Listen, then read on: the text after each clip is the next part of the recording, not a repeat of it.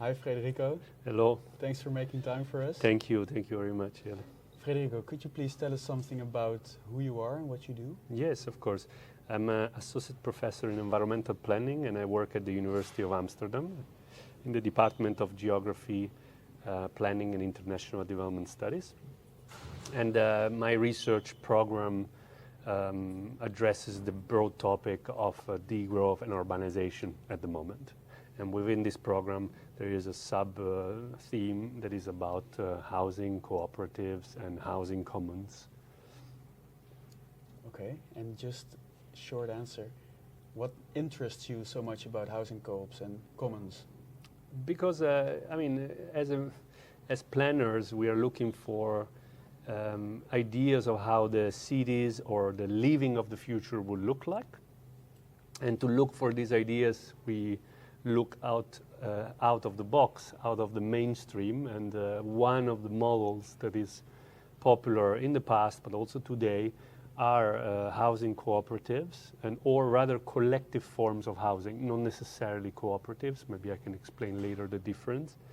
But yes, these forms of collective living and housing do reflect a non-mainstream form of living that might give an idea of how future cities in a large scale would look like.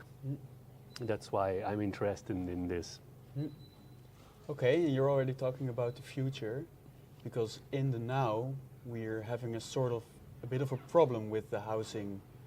Could you maybe explain what the main drivers of this crisis are now? Yeah, so you're talking about a housing crisis, and indeed we are now accustomed to call it a housing crisis, but it is a cost of living crisis. So it includes basically the affordability, so the capacity to afford by large amount of people of essential services. And housing is obviously one of the most essential services, next to healthcare and food, for example. So the housing crisis is a crisis of the essential service of housing provision. Why it's a crisis? It's a crisis because we see a regular increase of people who basically cannot afford living at a decent quality and at a decent distance from their work and at the conditions that allow them to fulfill their life choices. A crisis happens when we have a larger and larger amount of people who cannot access this service. And this has been going on for a few years in the city where we are now, in Amsterdam, but in general in the Netherlands, and it is ongoing in large cities in Europe, let's say everywhere we see it happening. So the situation of crisis happens when this amount of people is quite large, and also when the cost of living becomes so high that it puts a large burden on the overall economic and social balance of the people themselves. Yeah. For example, just to give you an example, when you have to pay more than 60% of your salary on a house, you know you have very little disposable income to use for other services. The other example is when you have so much money to spend on housing, you know that your livelihood depends on particular type of jobs that you cannot change because you cannot afford to stop paying your rent or your mortgage. The same works with mental health and and the quality of social life. If you know that you are having a low amount of money that you can spend in housing, or that the housing is too expensive, you are obliged to choose substandard housing, which puts all kind of stress, psychological, physical stress. Think about mold on the walls, or a lack of parking, or lack of public transport to go to work, or difficult relation with homeowners, or literally housing that is really not in good conditions. This puts all kind of effects on your psychological, social life. So that's why we call it crisis, is because it affects different dimensions of the life of the people, daily life of the people. Yeah. So that's a big problem for people and their households. But some people also say it's a big problem for us as a society, that this way we're living is affecting the way we form community, for example. Could you tell something about those kind of problems? I mean, it is kind of obvious to see a large amount of people that cannot afford living in a decent way as a societal problem. It's obvious in the sense that this creates tensions also between rich and poor people. It creates all kind of stigmatization and self-stigmatization processes, segregation. We have this fragmentation of society that inevitably makes it a collective problem, not an individual problem. However, you also point out at the convivial aspect of housing. If you are a person that cannot afford housing, it's forced to live outside, far from the city, travel a lot to commute, to work, because you need that work to pay for your mortgage. You obviously have less time for all those other things that make life beautiful, interacting with people, having some free time, just doing your own, fulfilling your own pleasure. This situation of affordability becomes a problem throughout the whole spectrum of activities you do during your life. And this also includes social activities. So we do have at the moment a loneliness pandemic in the city of Amsterdam. We know that more than 50%, especially young and older, so the early stages of housing and the late stages of housing, they feel lonely, right? Why is that? It's not because Amsterdam has radically changed, that all of a sudden people are more, kind of alienated from each other. It's because the livelihood of these people is constrained into a system where the only thing they have to do is to work in order to earn money, in order to afford their basic needs. And they don't have time to do other things. Yeah. And in this always accelerated process, people running to work to pay their mortgage, people looking for houses under stress. You have obviously you don't have that slack that allows you to do convivial activities anymore. Or when you do them, you do them purely on the base of self-help or collective help, which is also important, by the way, but it comes out of need and not out of free time, Yeah. So that's why, just from a point of view of affordability, you have all kind of problems that relate to it, from mental to social, economic, and that's why housing is so essential for the health of the economy at large. Yeah. And not only the economy, but also the environment, but that's another story. And so could you maybe give some examples that people now just don't have the time and the money for, but could be really essential for society? You mean beyond housing, or which other activities? Yeah, for example, I think of people being able to take care of each other if they would be able to live more convivially. Yeah. Okay, so now we're moving back to the solution. So what housing model would allow people to live affordably and to also have enough resources and time to pursue these convivial modes of life? Conviviality is important because we are social animals. We do need these networks, and we enjoy it, and we enrich ourselves when we create community. That's kind of an obvious statement, right? Mm-hmm. Now, what is the housing system that would promote that ability? That's the key question. We know from research that, when housing is individually based, fully property-based, in a situation where there is a lack of diversity, and in a situation where it's not affordable, and in a situation where housing is not, of good quality, people have less energy and less resources to do these convivial practices, to live in communities. They do have less of that. In fact, we have the opposite. In those conditions, we have conflict, So now we need a system of housing that promotes this conviviality. And just as I said before, this system of housing will be, first of all, affordable. That's the issue number one. People need to have their economic and mental space to do conviviality. Needs to be designed in a way that promotes collective interaction, that promotes community. So the design itself of the house needs to promote that. And needs to be organized and planned in a way that community activities are also interesting as such. So it needs to be organized in a way that there is diversity at short distance, so not segregated, diverse, that's important. And in a way where you have a multiplicity of services and needs that are fulfilled. So not only housing, but housing in combination with education, recreation, information, all these activities that we do every day in our everyday life. Yeah. And if you bring in together this affordability, diversity, community-based, you see that the housing system that we have now does not perform very well in all cases.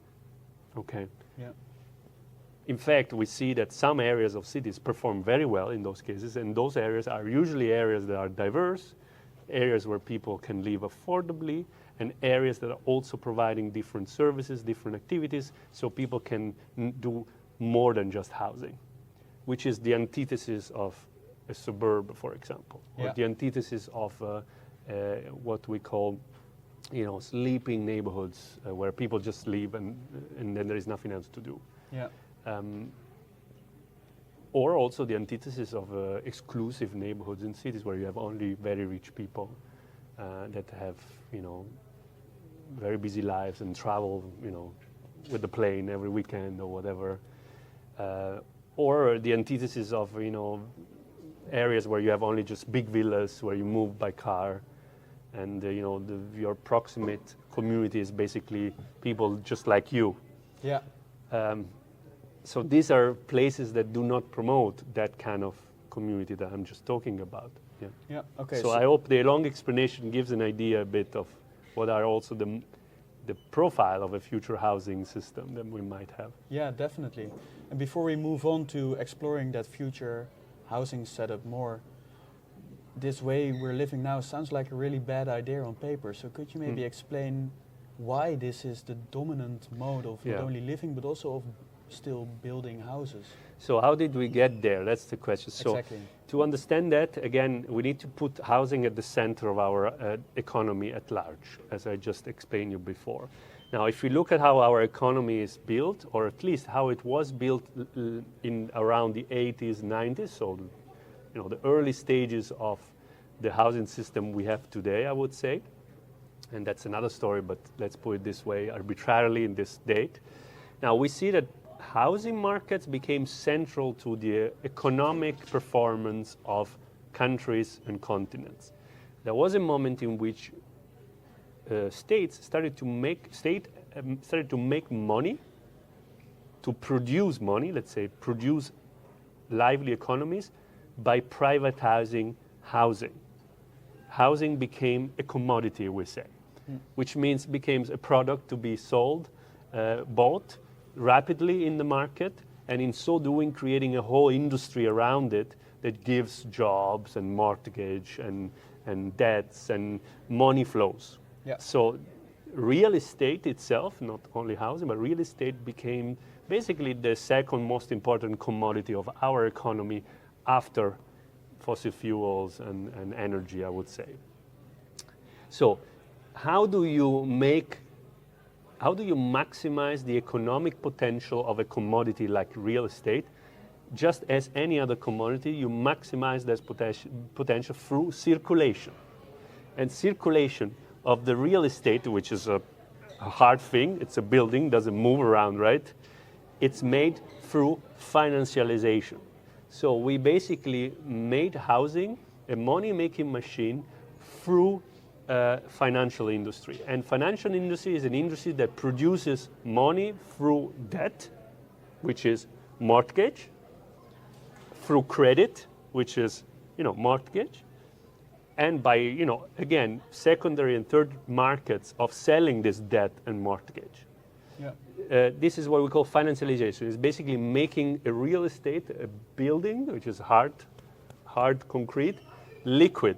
All of a sudden you can buy and sell it because that building is not just bricks, but is a mortgage, is a debt, is on paper, is a certain amount of money that can be sold and bought. And in order to do that, you need to maximize that. You make it private. You make it single individuals, single families making debts, a lot of debts, one after the other. And if you do that, you have a market, people selling and buying property quickly. And again, if you're smart, you can also, smart from the economic point of view, you can also make this property, cluster them, sell them in bunches to big investors that will also, have other debt and other mortgage in order to look for capital. And all of a sudden you can sell and buy big chunks of houses in the market. And then you can pay lawyers, you can pay real estate agents, you can pay evaluation agents. And when you sell and buy a lot, you can also, rent short term, and you have platforms that make money, and then you have visitors that make money, you have tourists, and you have all this big market that makes a large amount of money. And all of this is based on what? On the privatization of the property of the single house. Yeah. And the fact that you can sell it and buy it. And here you go, you have a growing economy. And that's what happened in the early 90s, 2000, we had a huge economic growth because people were just buying and selling houses and buying and selling mortgage. Yeah. And now we have again grow. Why? Because all of this buy and selling also needs more building. Building is an industry that creates also a gross domestic product. So you have companies that give jobs, and then they pour more houses in the market to be sold and bought. So the whole system is founded on buying and selling and producing more houses. So I did not say anything about the environment. You can imagine that the whole system has a whole huge impact on the environment, because housing is essential, but it's also environmentally a very heavy thing to produce. Yeah. So when I think about a post-growth housing system, I think about one where buying and selling is not necessary anymore, because what we want is houses that are used as long as possible by people that need them. Right. And so all of this would slow down this process. Yeah. So from what I gather, one of the main problems in what's going on nowadays is that we try to, as a society, idealize this using people's homes as a way to make money. And you would say that if we want to move away from that, we should start seeing homes as something people use instead of something Yes. people buy and sell. Yes. So the most obvious way to address the system is to look at housing as an essential need for use, not for market exchange. Now, there are two ways to look at this that we know already out there. One is what we call social housing. Social housing is essential because it puts housing in a parallel sector from the market. Well, it's more complicated than that, but in principle, it does not need buy and selling to survive. Obviously, state or housing association and corporation that own social housing, they also need mortgage and debts and everything. But the point is not to accelerate the selling and buying of the house, right? Yeah. Is to provide essential housing. So that's already a way to unlock this system. Also, social housing has all kind of regulations that allows the houses to be used for needs, to fulfill needs, and not, for example, short-term rural rentals, tourists, or just property investments. So that's essential to reduce or slow down that system I just explained. The other way is also to have forms of ownership that somehow are built in a way where the incentive is not on the fast buying and selling of housing, or not on the accumulation of housing as a property, but more on the use. So it's a form of property, we could call them private property, but it's collectivized. in a way where the owners of that housing are not doing it as an investment in the long run to increase returns or profit, but they're making it to guarantee affordability in the long run. Yeah. These are what we call collective private forms of property, and they include cooperatives. Okay, so this is how these two systems, I think, decrease the speed of this whole market that I just described to you. Yeah. And so what would you say would be the effect if more people started to be able to live in these collective ways of living, like housing co-ops? What would the effect be on society compared to what we have now?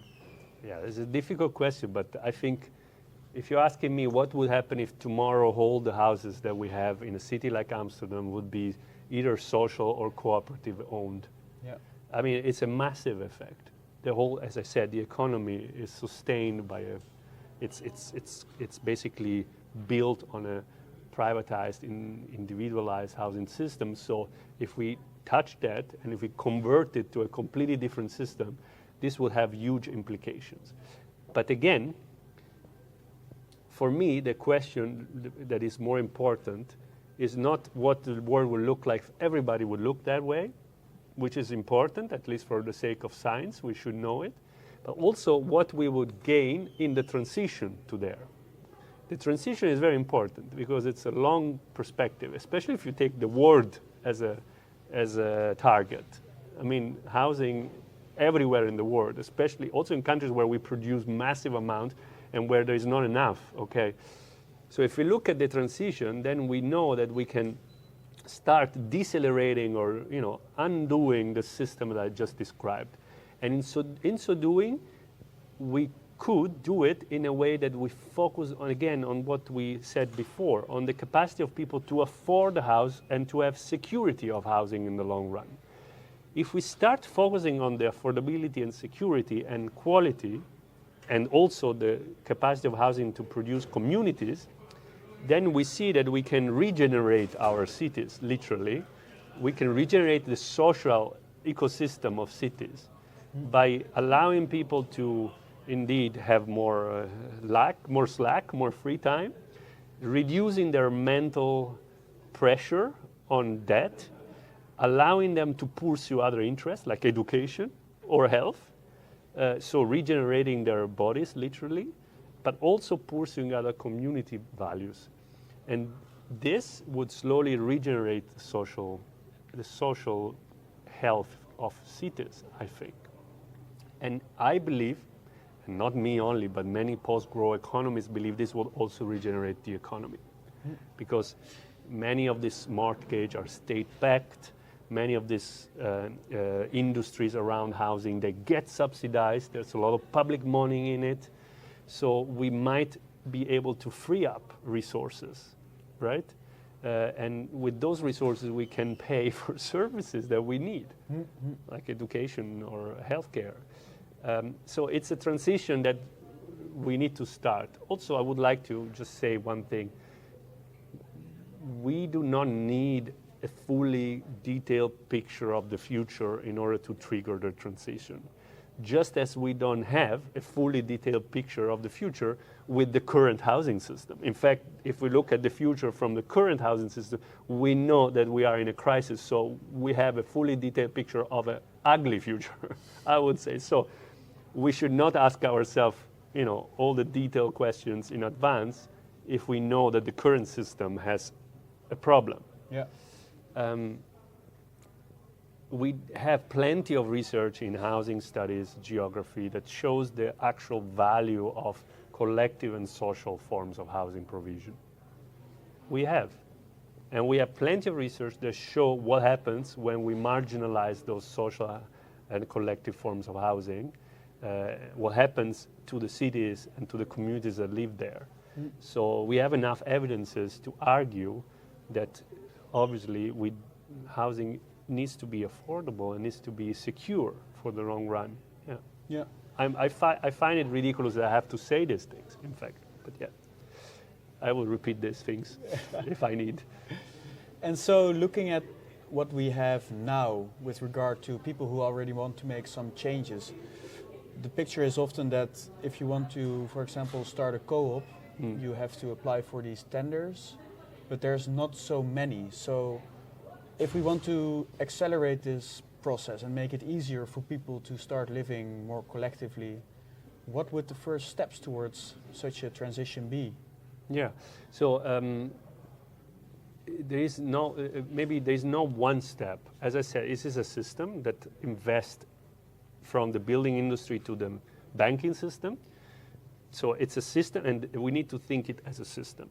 So as a system, there are different entry points, different actions that we can do. We as government, local, national governments, communities, and architects, designers, scholars. So it's a system that requires different coordinated action. That's why we call it a planned transition. It's a coordinated action. Now, your question is, how do we favor in particular cooperatives, not social housing? I understand, cooperatives. Let's take it for Let's take now. for cooperatives, collective forms of property. Now, to do that, again, we need to think in terms of system. So, as a system, housing needs space, land, and existing real estate. So, we need properties that can be converted. To do that, we need a regulatory system that promotes that forms of property. Promotes in terms of resources like knowledge, bureaucratic streamlining, but also capital, so monies. So we need affordable money to actually invest in this system. Now, these are the economic bureaucratic part, but we also need, public pressure on it, public interest on cooperatives. So stimulating the system needs to go hand in hand with making it more attractive.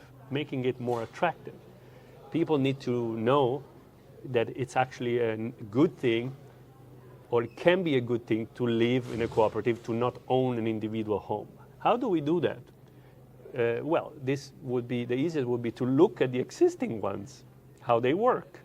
I did research, and there are under certain conditions, cooperative can work very well. It can be very pleasant places to live. For families. So this type of experiences needs to be shared. Obviously, local governments that plan housing needs to have a very clear vision of where to prioritize their energies, their political energy, but also economic investment. So taking a collective form of ownership as a priority is a political choice that obviously needs to be done in this sense. Yeah. The most common critique to this is like, oh yeah, we don't have time for that. We need fast houses because there is a housing crisis. We need more houses. Well, actually, you could say that because there is a housing crisis, we need to regulate what is already there. So this is another angle of the process. You might want to,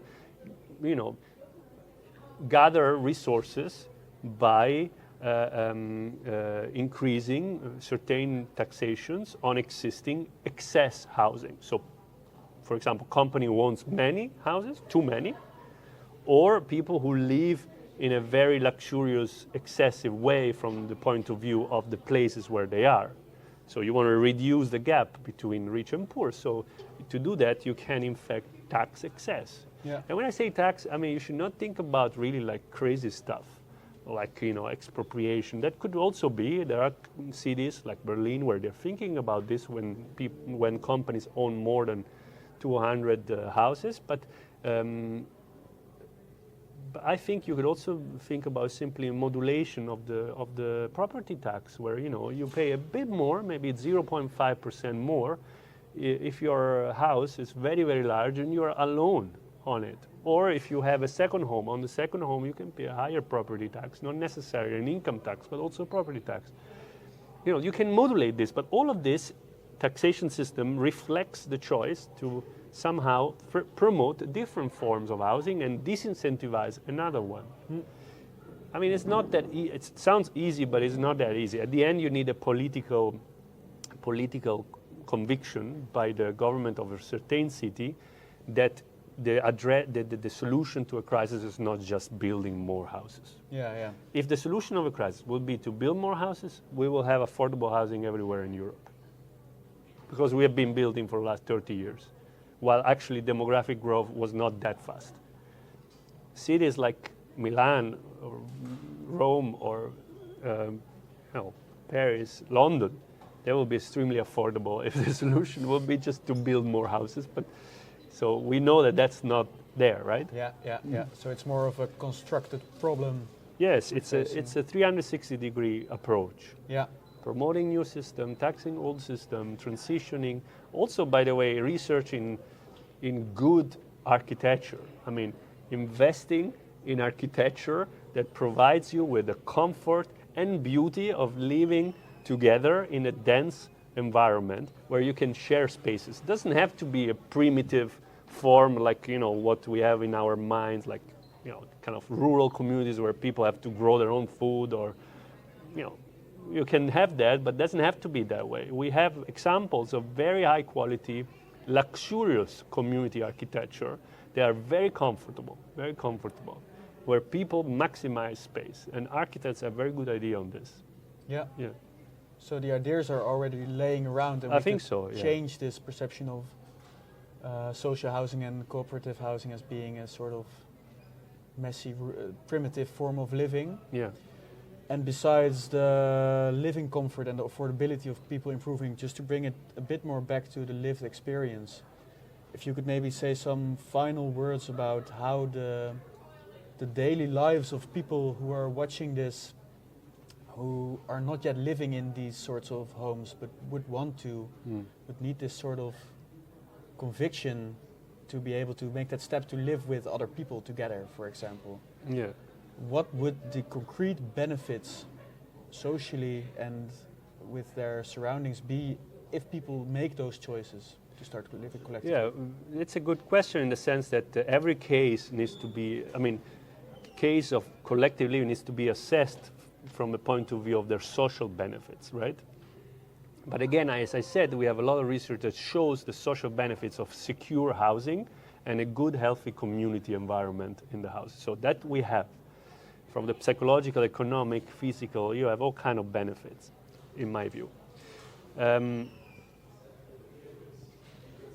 People might wonder, what would I gain to enter now in a situation like we described, in a process that takes me a lot of energy and a lot of time to build a community, build a cooperative, find a way through the bureaucracy, find a mortgage, and start this process. I understand that the threshold is very big. It might feel very big.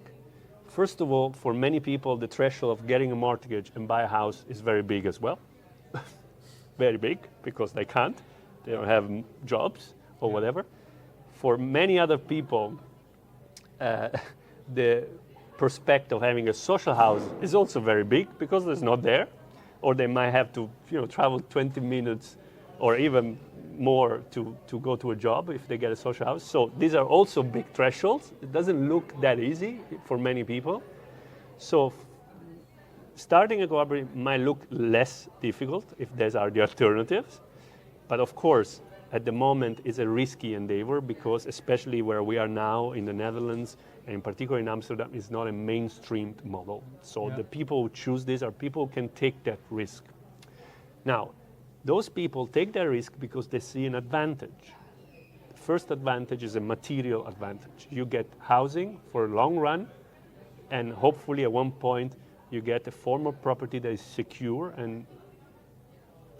for the long run. That's the guarantee they have, and that's very good. The second, you get a house that you might be able to design yourself or co-design with in a way that reflects your needs. And let's be honest, the mainstream design now here, it's usually based on standard forms of life. You have the family, the nuclear family, you have the single professional, you have the student, you have these categories, right? Yeah. They are kind of written on paper based on, mainstream research, but you have very different forms of living that are hardly incentivized that we should cater for, and this type of self-design collective form can give that. Yeah. So you already get these two things, and then of course, once you are in, and this is something I'm researching now also with colleagues at the moment, once you're in, you have struggles and challenges typical of living together, but also you have returns in the quality, again, of your social life if your house is secure, again, and if you're free from a heavy mortgage on your head, and if you live in a form that reflects your need. And we must say one thing, in this community, you're not married to it, literally. I mean, you're not like just bounded for your entire life. That's the beauty also of cooperative housing, in particular, because it allows you to have a form of collective property, so you own it, but again, you can always, you can leave the property without having the concern of the value of your house increasing or decreasing, or having, to kind of to fulfill your mortgage, to pay back if you don't sell the house. So you can, this community are open communities in many cases. Yeah. But there are also issues, of course, with community living, about homogeneous community living. So maybe you want to ask me about that, but now, it just comes, we can address that. In some community living, some critique says that people tend to be homogeneous, a bit the same, so they tend to be a club or an enclave. That's usually the critique to this. Yeah, and also often on the highly educated side, prominently white people. Yes. This is the critique, and this is the result, in my view, of the fact that this form of housing is not mainstream. It's exclusive at the moment. So by solving that already, we might make them more open. But I would like to say one thing. Collaborative housing, collective housing, cooperative housing should not be seen as the enemy of social housing. We do need more social housing. It's the partner of social housing. So we might have a system where we have a public common partnership system, where we have a public common 2 tiers type of housing as mainstream, and then if you want you can keep, of course, a degree of free market. That's fine. We're not thinking about monolithic terms, but yes, so you have to imagine how the two systems would work together. And if you look at how the two systems will work together, you might imagine forms where indeed people, based on their profile and their values, form communities and live together, and there is no problem with that. Yeah. Because you might have different communities in the city where you have next to each other a community of elderly, single elderly, or you have a community of students, and then you have a community of nurses that decide to live together because they have similar work-life patterns, and a community of teachers. This happens already. But I think this is just how cities work. You have different communities together. Yeah. There's no point in thinking that it has to be for one. At the moment, however, if you look at cities from the point of view of communities, many neighborhoods that we're building are very flat. The only thing that people have in common is that they could afford that house, and they live next to each other. That's the only thing they have in common. Yeah. So if I try to summarize what we've now named as benefits, one of the main ones I'm getting is that people also will be able to be enriched in the ways they can live their lives, not only being categorized as either being a student or living as a family, having these multiple modes of living. Is that correct? If you ask for the enrichment, I think, first of all, cities at large could be enriched because they might become more diverse. And again, if the housing is secure and is affordable, they have the possibility to just enrich themselves in the way they find the best for themselves. I mean, for me, it's essential to understand that housing should be guaranteed. And when you have that base, you have that security, then you can enrich yourself. You have the conditions, the basic conditions to fulfill your wishes and your interest. At the moment, the people who can do that are the people who are lucky enough to own a property or to have a very low mortgage. Yeah, yeah. And with the housing crisis increasing, this number of people is reducing. Yeah. And that's why we are asking ourselves how we can do it otherwise. Yeah. Okay. well, we can give better condition to those that don't have them now. But yeah, I would refrain for having a list of detailed social advantages of this type of housing, because in fact what you want is just freedom, liberation from mortgage, and liberation from the obligation of buying and selling, and then freedom to do what you like. Yeah. And liberation from, by the way, from needs. So the basic needs to be fulfilled. That's why also one of the post-growth, ambitious is universal basic needs fulfilled through universal basic services, and housing is one of those, should be one of those, because then you have the capacity to be free. That's what freedom from the need. Yeah. There's nothing free in somebody who needs to survive to pay the mortgage. Yeah. You understand why this system could be understood as a liberation, right? And I guess that's maybe also one of the core frustrations people have nowadays with the housing market, is that it feels very forced upon them, and they don't have the freedom to not engage in this debt, for example, or not engage in this tenant structure. Yeah. When we talk about freedom, obviously, we have to talk about resources as well. So there is definitely a group of people that feel free with the current market. They have many houses that can do what they want with them, and that's clear. But the point is that this freedom comes at cost for another group of people that are really not free, because they are, really stuck in their life choices because of this market. Actually, it's funny that we are concluding this conversation talking about freedom, because indeed, in my view, this is one of the main misunderstandings of this, collaborative, cooperative living or social living, social housing, is that this system are government run and people have no choice because they cannot buy what they like. Well, actually, no. In my view, they are truly libertarian, in the sense of they do focus on the possibility of people to freely use their time and money once their basic needs are fulfilled. So indeed, in a political way, if you look at the narrative, you might also reframe this as the truly maybe liberation of a housing market.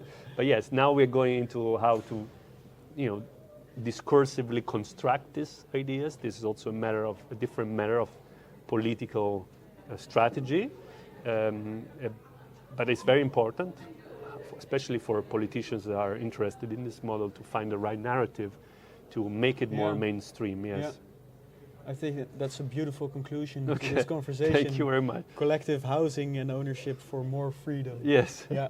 Thank you, Federico, Thank you very much for your time. Thank you very much.